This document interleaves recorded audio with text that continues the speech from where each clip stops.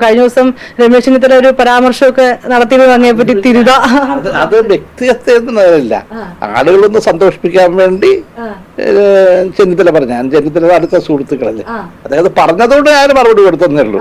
എന്തായിരുന്നു ആ മറുപടി? എന്തായിരുന്നു? അപ്പൊ ഞാൻ പറഞ്ഞു ഞാനും മത്സ്യത്തൊഴിലാളിയാ, എന്നെ പിന്നെ തിരുത തോമ എന്ന് വിളിക്കാതെ ഇപ്പോഴോ ഒന്നുമില്ല. 25 വർഷമായി. ഞാൻ 2001 അസംബ്ലിയിലേക്ക് മത്സരിക്കുമ്പോൾ അന്ന് എറണാകുളത്ത് സീറ്റ് കിട്ടാത്ത കോൺഗ്രസ്സുകാരാണ് തിരുതയും പിടിച്ച് യാത പഠിത്തത്. അപ്പം അവർ അന്ന് പറഞ്ഞത് ഞാൻ കരുണാകരന് കൊടുത്തുന്ന. പിന്നീട് അത് സ്വരാജ് വരെ എത്തി.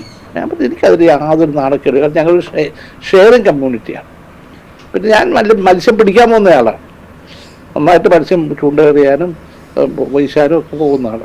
അങ്ങനെ കേൾക്കുന്ന ഒരു അഭിമാനം തന്നെയാണല്ലോ. സംശയം